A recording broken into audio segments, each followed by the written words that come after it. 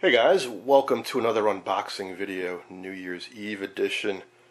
I've got a lot of boxes to get through, so I'm going to need a little help. I'm going to start off with the smaller boxes first. I think that makes sense. I think everything here, except maybe with one exception, came off of eBay. So, there's always a chance might be damaged or might not be what I expected, so we shall see.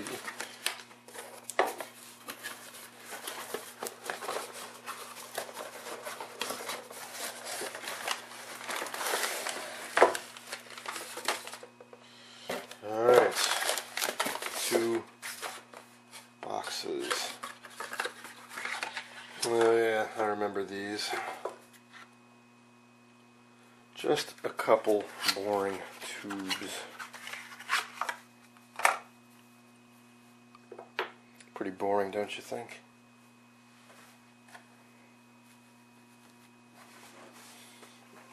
The reason I'm a little bit annoyed is I actually won 4 tubes from this seller and he shipped them separately instead of combining shipping. And these are definitely the 2 most boring of the pair. It's just a 6BG6 and a 6SN7. The only reason I bid on them at all was because I thought he would combine shipping and they were cheap. Alright, let's see. Who was that from?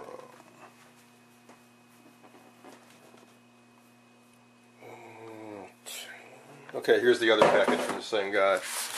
Now this is at least 1 tube I really needed. I really will need.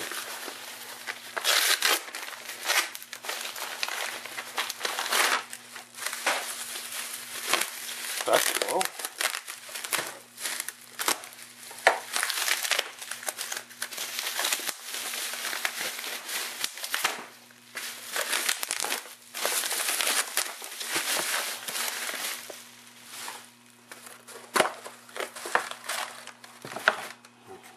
Alright. 6K7G. Now that's more interesting, don't you think? That's right. And you know why? It's because these will go into my Philco 37690 I showed recently in a video. A lot of those original tubes are gone and they were replaced with a different type, a different style of tube. But these are what the originals were like. Now I didn't get original Philcos because those are a little hard to come by, but they should work out just fine assuming they're good.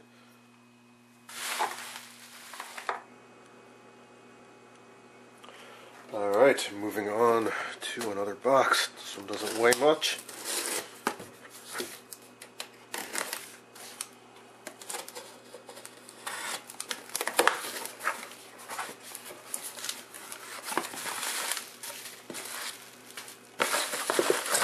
That's all that's in there. I think it might just be one item.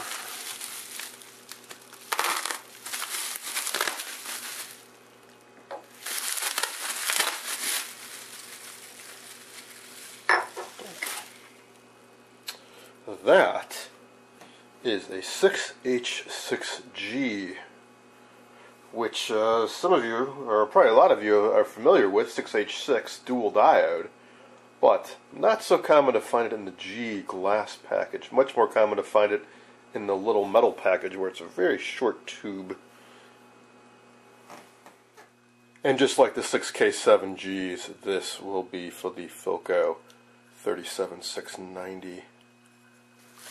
I think the biggest challenge, tube-wise, for that radio are going to be 6J5Gs. It uses 4 of them. And because they're triodes, the amplifier guys really like them, and given the prices are way up. The metal versions are less expensive because they're less interested, so if I have to, I can use those. Alright, now this box, there's a whole lot of tubes in it, but they are all identical. Jan 5726. There should be 100 in here. what is a 5726? Well, it's more commonly known as a 6AL5. Military version, I believe. 8544. I wonder if those are really from 1985. It's possible. Or 86-22. At any rate, many of the TVs I work on use one or more of these, so I go through a lot. I saw some being sold at a reasonable price, and there was a little sale going on for the holidays, so I figured, what the heck, I'll just bite the bullet and just get 100 of them. Should last me a very long time. All new old stock, high quality, so should be set with 6AL5s for a very long time. Right. In a similar vein, this is a one box that is not from eBay. This is actually from ESRC Tubes. I ordered some tubes from them earlier in the year when I was working on my Predictus, because they had a tube blowout sale, and it's still going on through the end of the year on a lot of TV type tubes, buck piece. So I went through and I picked out a few more that seemed worth getting, like a bunch of 6AG5s, very commonly used in the tuner or IF of vintage 40s black and white TVs. 6AS5 audio amp tube, also somewhat common. So I got a whole bunch of 6AG5. I think I got 20 or 25 of these guys. So I should be set with those for a long time. A whole lot of them in this box. Similarly, 6J6s. Very commonly used as a local oscillator in tuners. And some really early sets like the RCA63TS use 3 of these in the tuner. One for the RF amp, one for the oscillator, and one for the mixer. So imagine if just one TV uses 3 of those. We go through them quick. Right, so once we get past all that, things get slightly more interesting. Because some of the tubes they had a reasonable price are also for my Philco 37690. So I got a pair of 5x4 rectifiers. Even though mine test okay, I figured while I'm placing my order, they're reasonably priced, I might as well get a couple of them. There's the other one. So, not matching brands, but that's fine. Similarly, a 6B8G. It does use some oddball tubes, and every tube in that radio is the G type, which are the early octals. So, octal base, but curvy glass envelope. A lot of the tubes in my radio have been replaced with either the metal type or the GT type, which has a metal skirt around the base. I'd like to get it all back to stock. So slowly I'm picking up all the tubes. Similarly, a 6L7G.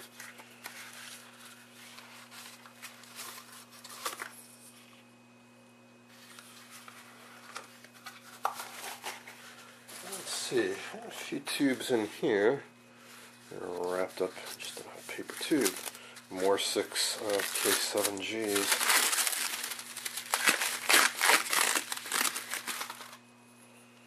Nice. Jan. RCA. Good quality. Now I mentioned 6J5Gs. If I have to, I'll buy them new. This vendor and others have them. They're just a little expensive. But for a radio of that quality, I got no problem spending the money. But I'll take a bargain if I can find it. I have more 6J6s. And I even bought a bunch of 1B3s, which I'm sure he was glad to get rid of, because how many people need these? None of the radio guys do, that's for sure. And even though I do have a lot of these lying around, most of mine are used. And it's nice when you're having a little bit of a high voltage issue you want to set, to just have one that you know is good, unused, and just pop it in and be done with it. And finally, 6R7G. You got another tube for the Philco 37690.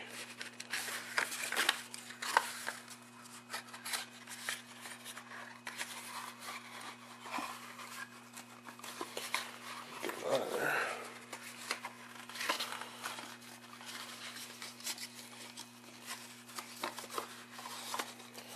There we go. Tongue sole.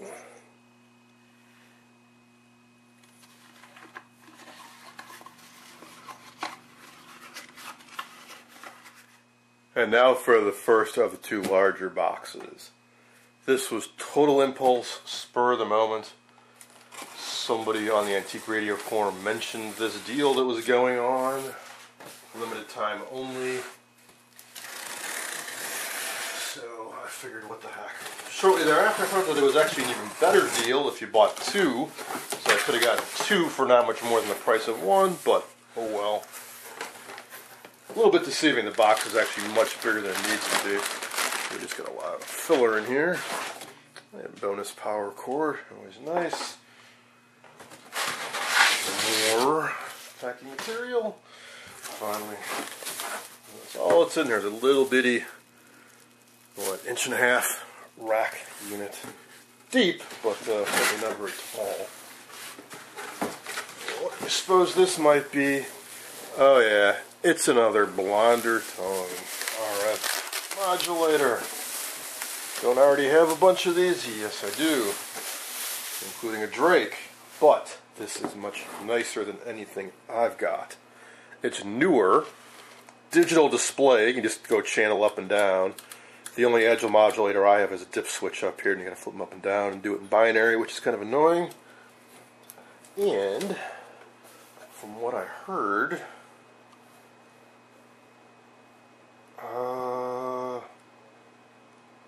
yeah, this is stereo. I was expecting to see RCA jacks in the back for the audio, but it looks like they're screw terminals.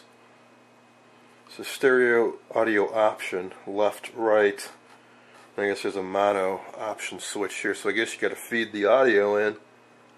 And plus, minus, and ground, plus, minus, ground. Oh, that, okay, so this set for mono, this for right, this for left. So, other than having to deal with the hassle of these little screw terminals, this does do stereo. It's got the option checked over here, option 5. Stereo audio. And video in. And various other options. You do like bypass like the IF loop here. So, I believe this is set up and good to go to just feed in video to this terminal, and then left to right audio on that terminal. And it's the power level. This has a decent amount of power, I believe. I'm trying to find the exact model number. Was it on the back somewhere? Oh, it's an AM6860. As memory serves, the 60 stands for the power level, so it's like 60 dBm or something like that. And 860 is the max frequency in megahertz, because it's 860 megahertz. Not sure what UHF channel that is, but that's pretty high up there. I think the other model I've got is an AM65 something or another. So this is a higher frequency range, and it's newer. It's got stereo, and it's got a more convenient channel selection. So I know some other guys have ordered these, so they worked well. So I'm hoping this one does as well. Which just leaves the biggest and heaviest of the boxes. I think my helper got a little bored. This may change that.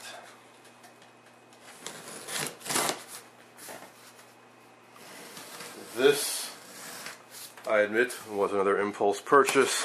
It's a good price, looked to be in good condition, so why not?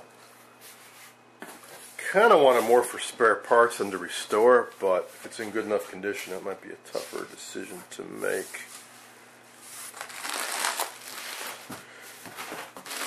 Familiar to some of you who have watched my older videos, this is an Admiral portable TV from 1957.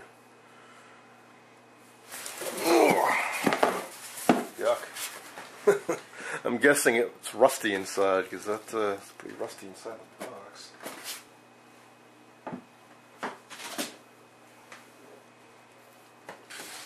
it on this. I think it's a model T103. It's the different model numbers. They're all the same inside. They're just different cabinet color combinations. T102. Wow. It's got psychedelic mix of paint splashed on the side of it. That'll be fun to try to get off. Stinks a bit, probably around a smoker. Totally non-original power cord on the end of it. Something like you'd find on an old radio. Heavy clunky thing. Alright, so as I say, it was inexpensive because I wouldn't mind just getting the picture tube from this if nothing else. I also, when it's a two-tone green, which I really like, the picture tube in that is so-so. But also, you may recall, I've got a Sonora pink portable TV that I tried to restore, and it was working briefly, then something went wrong with it. But while it was working, I could tell that the picture tube didn't have an ion trap in it. I think it was rebuilt, and it has a burn spot right in the middle, so I'm hoping to replace that picture tube someday, if I get this side working again. And this picture tube would work in it. So, remains to be seen is this picture, what condition is this thing inside, and should I restore it as is? Because these have some value, especially if they're in nice condition. Or, should I part it out? Well, it looks like somebody's made up their mind for me. Alright, I'll try. I'll do my best to restore it. Well, that's going to be it, guys. I hope you enjoyed this New Year's Eve special edition unboxing video.